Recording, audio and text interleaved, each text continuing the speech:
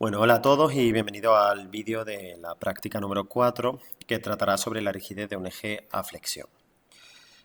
En las prácticas 2 y 3 ya hemos visto cómo el método de elementos finitos es capaz de hacer una aproximación de la geometría de la pieza y cómo es capaz de aproximar el campo de desplazamiento en función de la situación de carga a la que esté sometida esa pieza. Lo que veremos en esta práctica número 4 es un eje que se encuentra sometido a una serie de cargas e intentaremos analizarlo.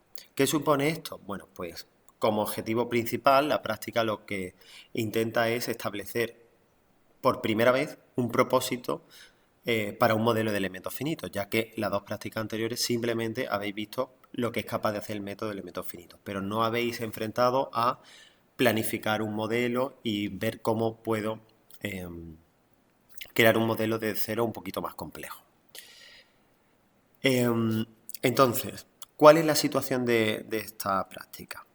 Bien, pues se tiene este eje de aquí es un eje que se encuentra biapoyado en dos rodamientos. Aquí está conectado a un motor que le pasa un par de 25 Nm y sobre él se encuentra apoyado este engranaje. Este engranaje, debido a la acción del motor que está girando en este sentido, pues acciona o mueve a este otro engranaje que ejerce sobre este primer engranaje una fuerza contraria a la que él está realizando, ¿no?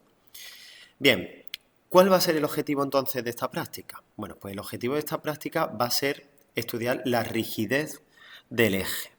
¿Y por qué va a ser estudiar la rigidez del eje? Veréis, pues parece que los elementos mecánicos, lo más importante que se puede estudiar de ellos es la rotura, ¿no? Es decir, cuánto va a soportar. Sin embargo, esto no siempre ocurre así, ¿vale? La rigidez es una parte fundamental de los elementos mecánicos y a veces se necesita para asegurar tanto el control adecuado o la seguridad que ofrecen estos elementos en el conjunto, ¿no? Esto ocurre, pues, por ejemplo, en el chasis de bicicletas, de motos o en ejes de transmisión, ¿vale? Entonces, por eso queremos analizar la rigidez de este eje de aquí. ¿Qué ocurre? Que estáis viendo que el eje está sometido a dos casos de carga. Está sometido a torsión por un lado y a flexión por otro. Entonces se puede hablar de la rigidez en dos términos. Analizar la rigidez debida a la flexión y analizar la rigidez debida a la torsión. La rigidez debida a la flexión es lo que veremos en esta práctica, mientras que la rigidez debida a la torsión es lo que veremos en la práctica 6. ¿Vale?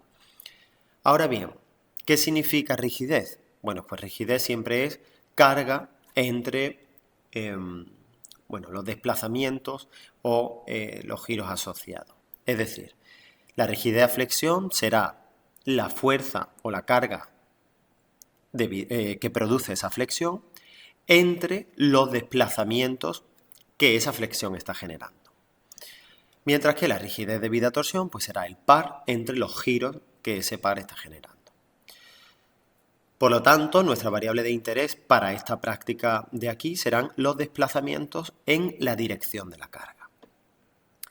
¿Y los desplazamientos de qué parte del engranaje, del eje, perdón? Pues parece lógico pensar que los desplazamientos de interés son los que se encuentran en la sección de aquí, ¿no? Pues porque al final este punto donde están soportando al engranaje es la sección pues, más desfavorable y por lo tanto la de interés. Bien, pero para hacer un modelo de elementos finitos de este eje, sin tener que modelar el resto de elementos que veis aquí, hay que hacer una planificación del modelo. La planificación del modelo se basa en tres aspectos fundamentales, en la simplificación geométrica, en la simplificación de carga y en la simplificación de apoyo. ¿Qué es la simplificación geométrica? Bueno, la simplificación geométrica, lo primero que se os tiene que venir a la cabeza cuando hablemos de simplificación geométrica es, ¿hay algún elemento geométrico del cual yo pueda prescindir y que no influya en mi variable de interés? Pues a priori, si lo que voy a hacer en esta práctica es introducir solamente la fuerza de flexión, que vendría aplicada aquí, ¿no? Una fuerza, por ejemplo, hacia arriba, pues parece que en este caso los redondeos en los hombros del eje, así como el redondeo del cambio de sección, pues no afectará mucho a esos desplazamientos. Por lo tanto, sería interesante suprimir esos desplazamientos y así simplifico la construcción de todo el modelo, de aplicar tamaño de elementos diferentes en este entorno, etcétera, etcétera. ¿Qué otra simplificación puedo hacer? Pues, por ejemplo, prescindir de todos estos elementos mecánicos. Si para mí lo interesante de todo este conjunto o lo que necesito saber es lo relativo al eje, me tengo que averiguar la forma de cómo sustituir todos estos elementos, los rodamientos, los engranajes, por condiciones de contorno similares a ellos, ¿vale? Por lo tanto, ya sabemos que en nuestro modelo solo va a aparecer el eje, como veis aquí, y tendremos que introducir nosotros las cargas y los apoyos de forma que sustituya a los engranajes y a los rodamientos. Con respecto a las cargas, sabemos que la fuerza que genera la flexión, que es de lo único que voy a hablar ahora, ya que la torsión la veremos más adelante, esta carga que ejerce este engranaje sobre este de aquí abajo, que es el que está conectado al eje, el eje vendría aquí, pues ejerce una fuerza, que esa fuerza de contacto sabéis que se da sobre el diámetro primitivo con el ángulo de presión correspondiente. En este caso, pues 20 grados. Vale. Como a mí lo que me interesa es el eje, me tengo que llevar esta fuerza de flexión al eje. El eje se encontraría aquí y esa fuerza se traduciría en la fuerza y el par, que se contrarrestaría con este par de aquí. Como lo que me interesa es el eje, pues hacemos desaparecer los engranajes. Vale, pues ya tengo mi eje con las fuerzas aplicadas aquí. Vosotros sabéis, por cálculo y diseño de máquina, que las cargas se aplican sobre lo que sería la línea neutra del eje. Por eso yo he puesto esta representación de la fuerza aplicada sobre el centro del eje. ¿Qué ocurre? Ocurren dos cosas. Primero, imaginaos que esto es el sistema de coordenadas de mi espacio modelo. Este es el eje Y y este es el eje X. Como el eje tiene una simetría axial, si yo tengo que introducir la fuerza así, de manera que esté a 20 grados del eje X, me complica un poco la definición de esta fuerza, ¿vale? ¿A qué me refiero? Pues que introducir estos 20 grados no me aporta nada diferente a introducir una fuerza así, que esté alineada con uno de los ejes globales que me es más fácil definir la carga, ¿vale? Entonces, debido a la simetría axial que tiene el eje, yo puedo definir directamente la carga en lugar de en una dirección concreta, la puedo definir en dirección Y, que a efectos prácticos será lo mismo. Y ahora, con respecto al punto de aplicación de la carga, sabéis por cálculo y diseño de máquina, como decía, que esto está aplicado sobre la fibra neutra, o así es como se debería modelar. Sin embargo, si yo quiero asegurar que esta fuerza F está aplicada sobre el centro del eje, me complicaría mucho la planificación de la malla. ¿Por qué? Porque yo tendría que hacer particiones que me aseguren que aquí en medio, justo en el centro, tengo un nodo. ¿Vale? Por lo tanto, lo que haré será trasladar esta fuerza y aplicarla aquí abajo. Si la fuerza la aplico aquí abajo, es más fácil planificar la malla, como veremos luego.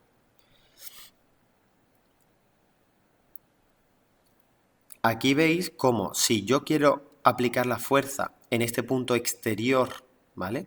De esta cara exterior del cilindro, es fácil. ¿Por qué? Pues porque generar aquí un punto implica hacer este corte de aquí y el corte con el plano longitudinal del eje.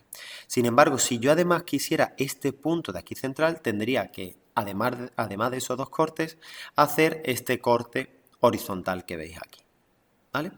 Por eso, como se necesitan más particiones para aplicar la carga en este punto central, se va a optar por aplicar la carga en este punto S. Con respecto a los apoyos, ocurre algo parecido. Si vosotros calculaseis este eje de forma teórica, como haríais en cálculo y diseño de máquina, pondríais unos apoyos que uno sería fijo y otro sería deslizante, correspondiente a cada uno de los rodamientos. Como aquí tenemos un problema que realmente es tridimensional, porque tenemos el eje modelado en 3D, eso implicaría que yo tengo que hacer estas particiones, estas líneas rojas que veis aquí. ¿Para qué? Para poder aplicar esta rotulita que veis aquí justo en ese punto central de este tramito de aquí. Esto, de nuevo, supone hacer muchas particiones y una planificación costosa. Tenemos la ventaja de que SolidWorks tiene un apoyo que se llama apoyo tipo rodamiento. Ese apoyo viene muy bien. ¿Por qué? Pues porque modela las condiciones de contorno que realmente tiene un rodamiento. Es decir, va a impedir que los puntos de esta cara donde está el rodamiento se muevan en dirección radial, ¿vale? Pero sí que va a permitir los desplazamientos circunferenciales. Bien, pues ahora que sabemos esto, nos venimos al campo virtual y descargamos tanto el guión como la pieza. Aquí en el guión pues veis los objetivos de la práctica y toda esta parte introductoria que corresponde con lo que yo acabo de explicar.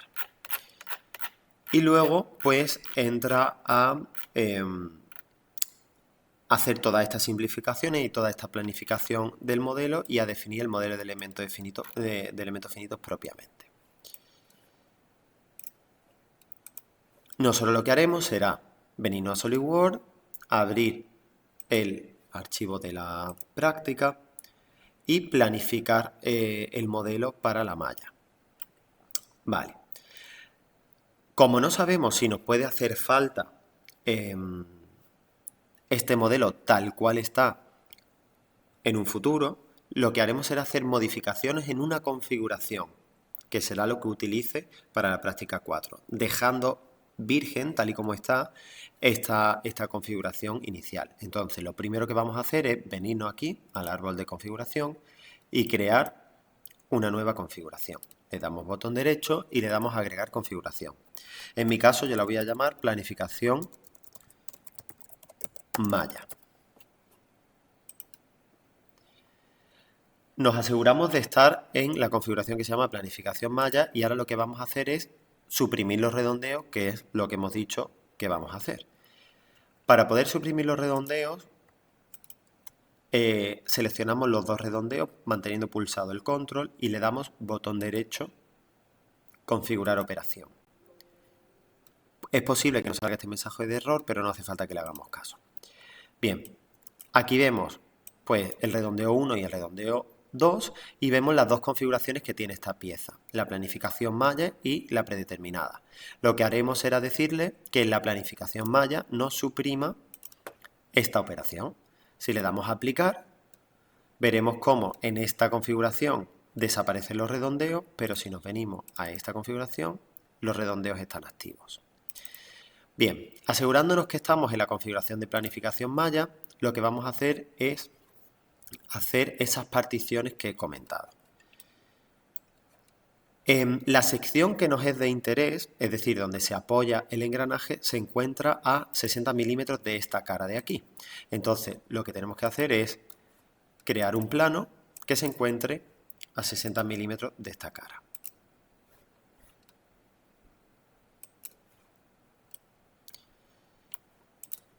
Una vez que he creado este plano, lo que tengo que hacer es asegurarme de que puedo tener esta partición de aquí, o sea, este círculo que veis aquí. ¿Cómo puedo generar esa línea de partición? Pues aquí donde pone curvas hay una opción que pone línea de partición. La banda rosa lo que me dice es qué elemento hace de cuchillo, que en este caso sería el plano, y en la banda azul lo que me dice es qué elemento quiero cortar.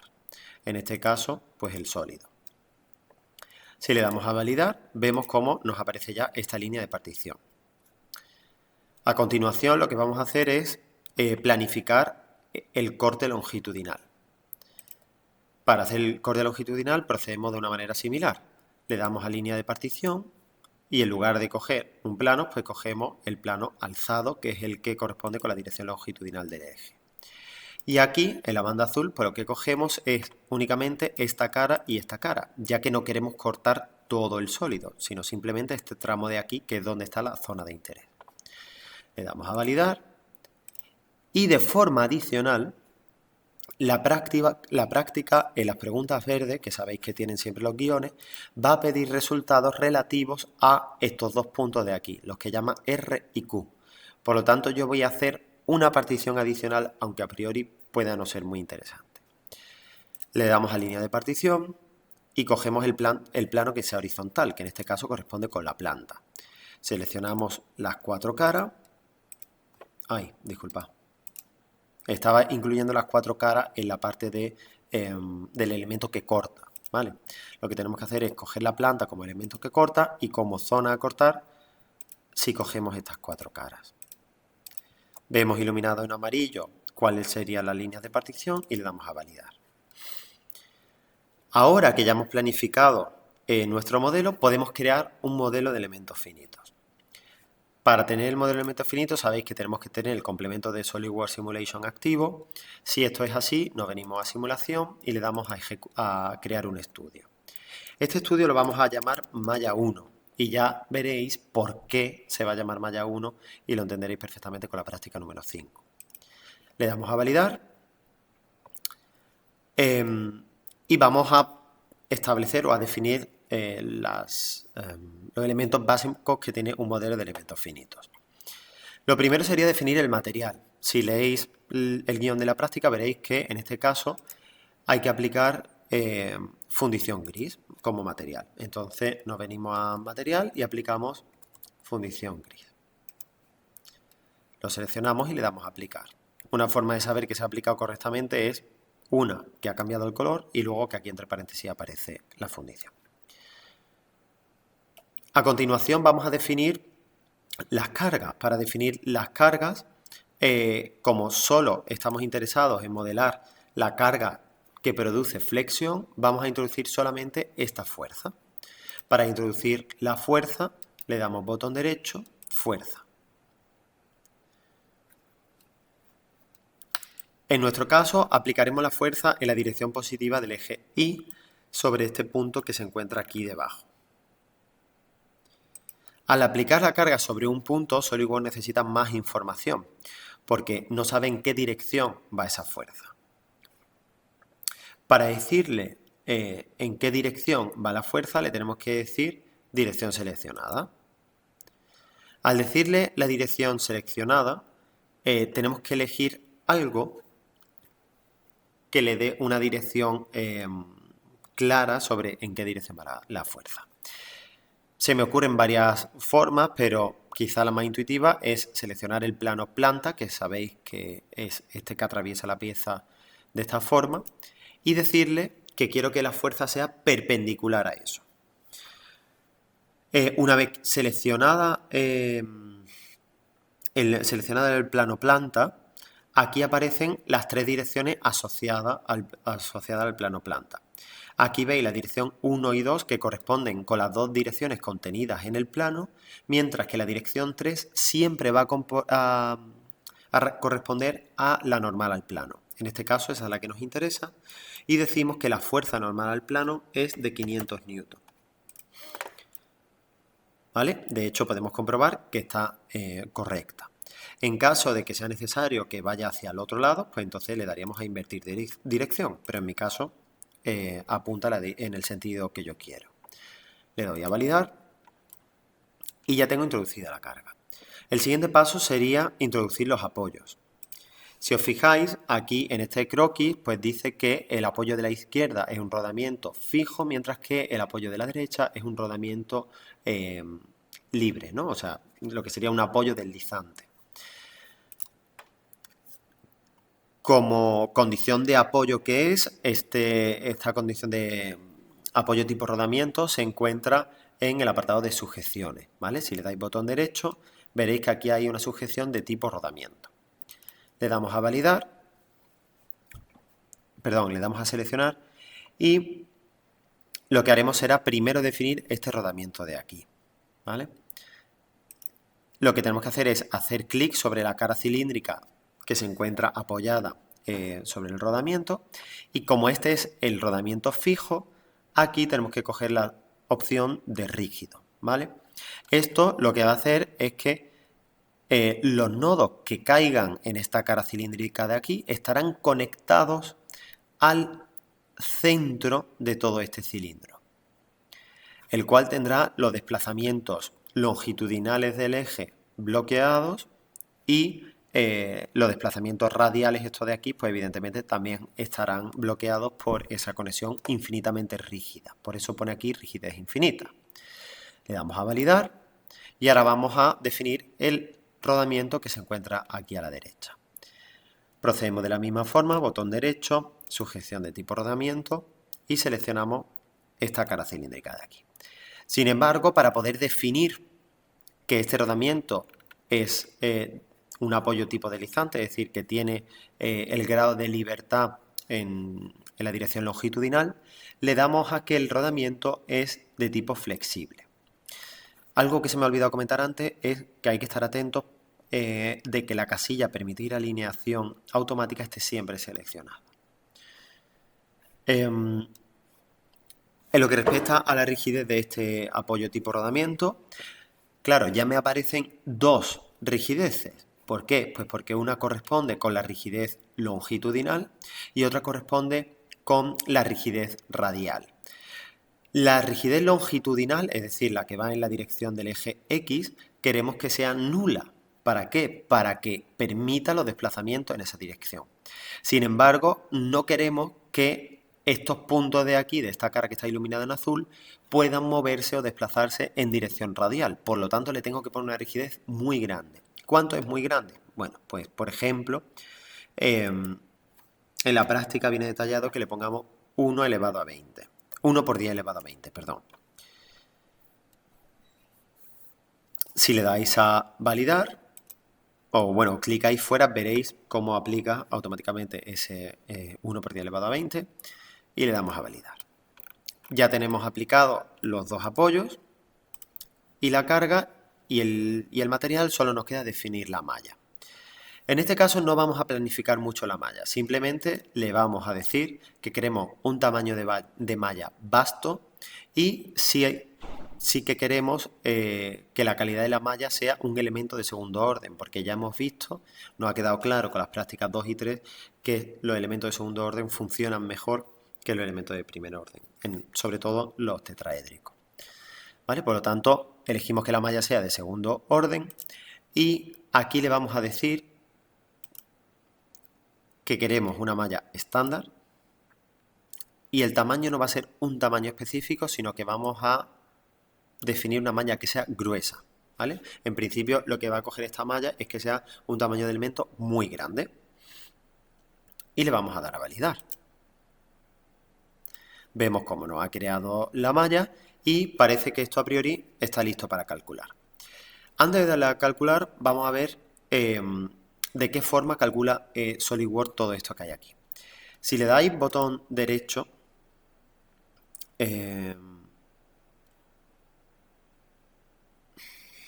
y le dais a propiedades, si le dais botón derecho aquí donde pone el nombre del estudio y le dais a propiedades, aquí veis las opciones del solver.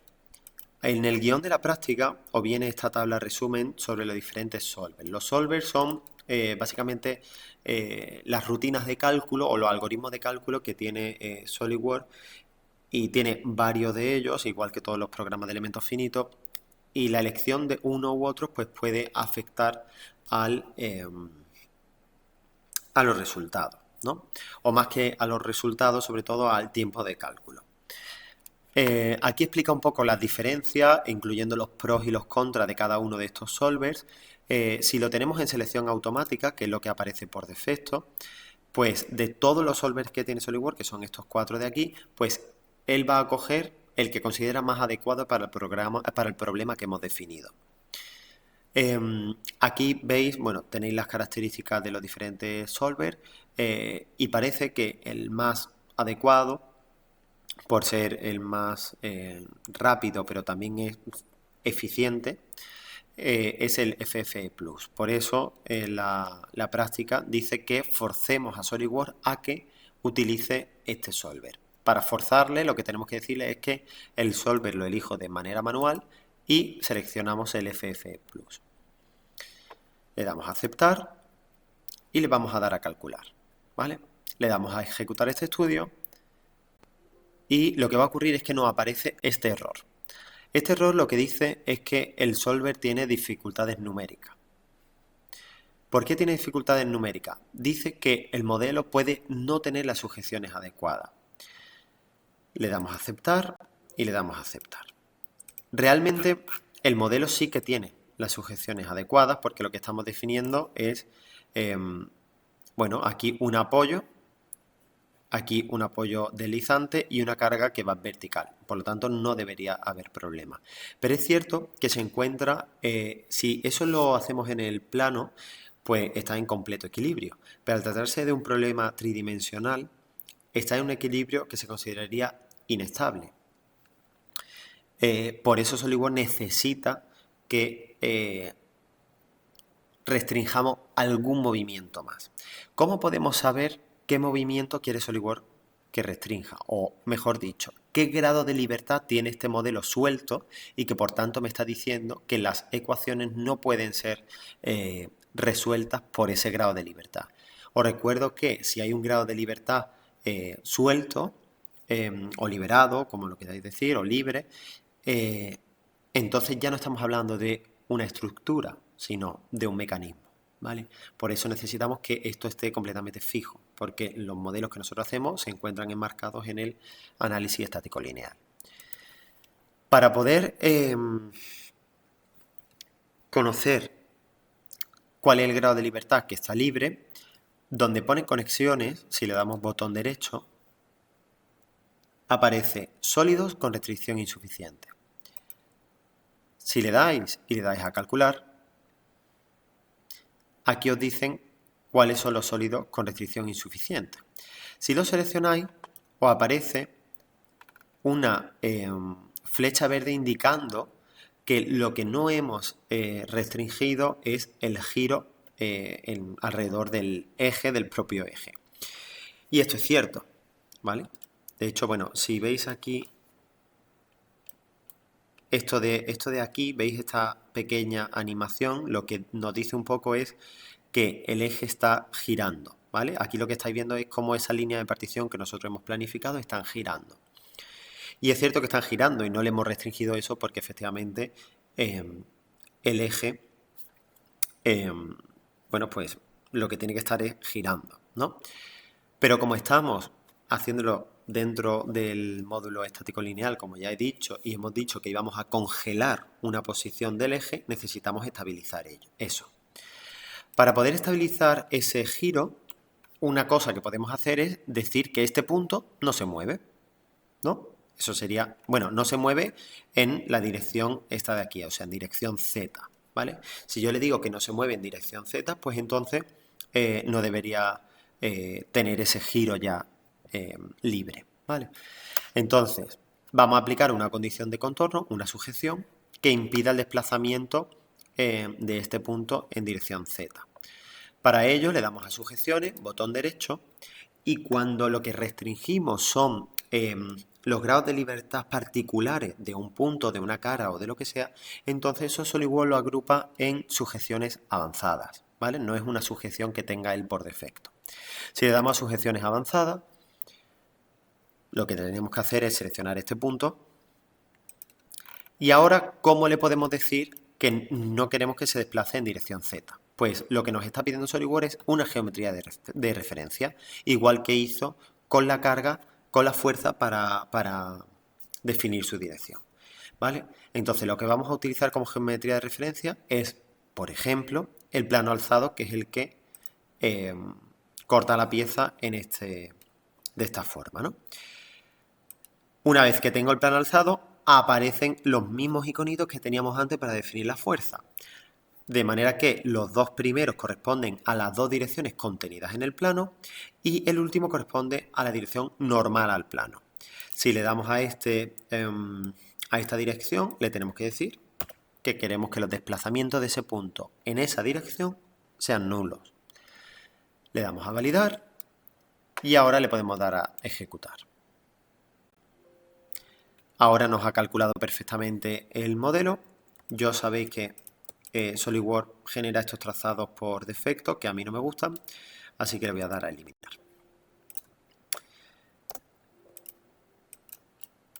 Bien, pues esto sería la práctica. Ahora, si queremos, si esto está sometido a flexión, parece lógico pensar que queremos los desplazamientos en la dirección vertical, ¿no? Es decir, los desplazamientos en dirección Y. Para ello le doy botón derecho sobre resultado, definir trazado de desplazamiento y elegiré la componente en dirección Y. En mi caso, pues le voy a decir que quiero el formato en flotante con 3 decimales, que me muestre la notación mínima y máxima y le voy a dar a validar. Y luego le voy a dar aquí a que me muestre la malla. Botón derecho, mostrar malla. Vale. Cosas que podemos hacer con esto es, por ejemplo, animar esta simulación, ¿no? Que es una de las cosas que creo que nos dice luego las preguntas verdes del final. Si le dais botón derecho y le dais animar, pues veis que el comportamiento que tiene este eje a priori corresponde con lo que nosotros esperábamos de él, ¿no? Vale, pues una vez realizada la práctica, vamos a comentar los resultados más interesantes de las preguntas verdes que vienen al final.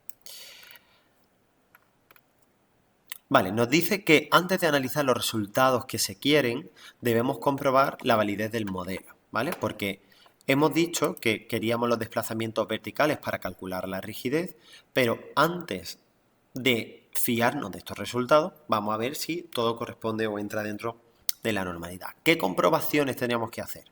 Bueno, pues las preguntas verdes nos recuerdan cosas que ya sabemos de las prácticas anteriores, pero dice que las comprobaciones mínimas que tenemos que realizar son comprobar el volumen de la malla, verificar la deformada, comprobar las reacciones y comparar los resultados con los de otras estimaciones. Vale. Primero, obtener la información sobre el volumen de la pieza y de la malla. ¿Son idénticos? Pues vamos a verlo. ¿Cómo podemos saber el volumen de la malla y de la pieza? Mira, si le dais botón derecho, si seleccionáis el estudio y le dais botón derecho y le dais a evaluador de simulación, os aparece esta especie de informe. Si bajáis, aquí aparece una tabla donde nos dice el volumen de la malla y el volumen de la pieza. Como veis, la diferencia en términos de volumen es de un 0,06%.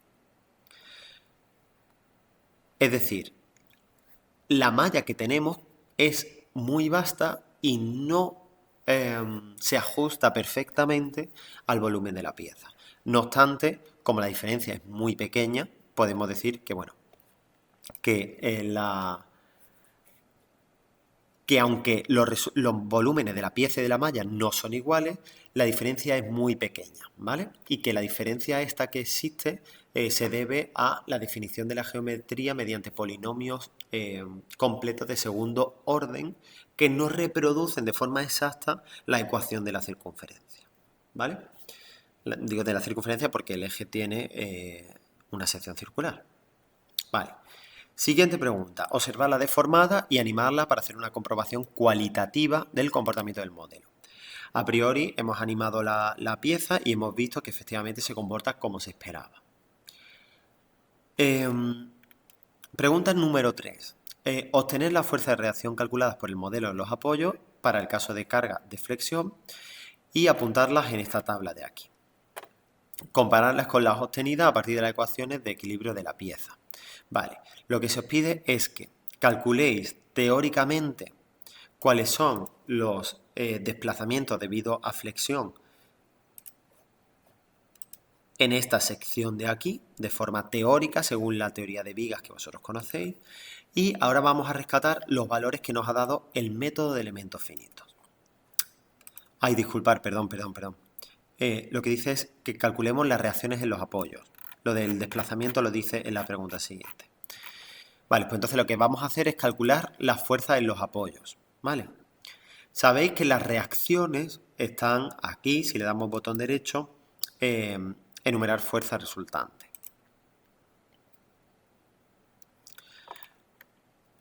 Lo que ocurre aquí es que no nos aparecen fuerzas de reacciones porque el apoyo que hemos puesto es un apoyo tipo rodamiento. Y eso SolidWorks lo introduce dentro de un grupo que se llama fuerza de conector, ¿vale? Para él, este apoyo que hemos puesto, pues lo llama conector, ¿vale?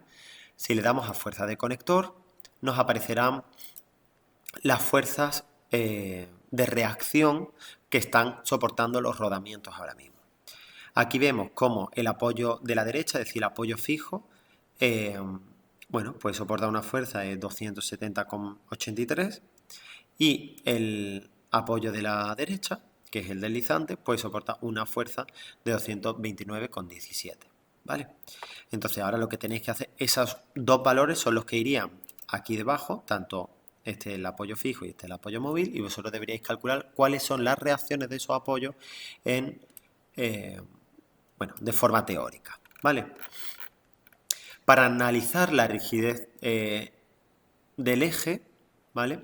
Lo que nos dicen es, bueno, vamos a determinar primero cuál es el desplazamiento vertical medio de los puntos Q y R situados sobre la línea neutra de la sección, ¿vale?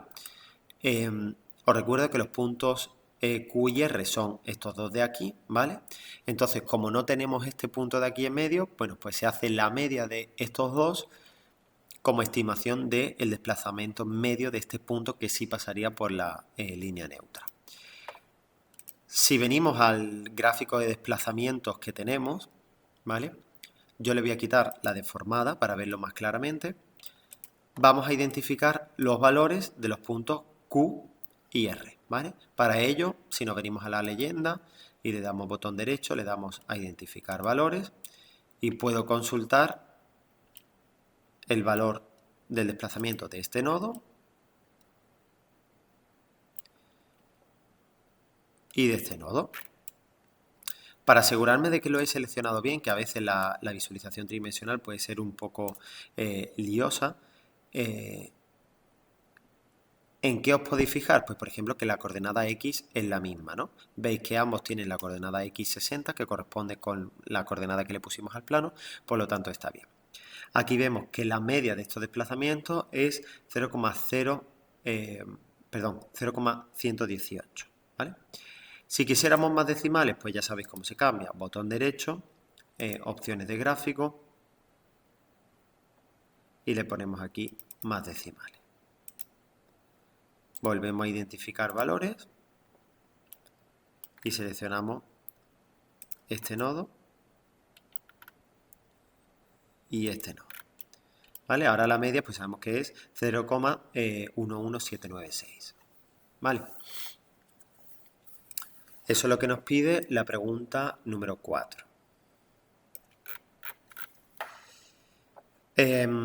Pregunta número 5. Calcular la rigidez del eje a flexión en la sección de transmisión de la carga relacionando el desplazamiento del punto anterior con la fuerza aplicada. Bien, pues lo que hacemos es, sabemos que la fuerza que hemos aplicado es de 500 newtons, pues dividimos 500 entre ese desplazamiento que acabamos de obtener, ¿vale? Y eso nos dará la rigidez a flexión. Y la última pregunta, ¿es fiable el resultado obtenido? Esto es lo que me da pie a introducir la siguiente práctica, que es la práctica número 5. Pues la respuesta es que no, ¿vale? Sí que hemos validado de alguna forma que este modelo que acabamos de construir se comporta acorde con lo que consideramos situación real, ¿vale? Pero no sabemos si estos desplazamientos me los puedo creer o no.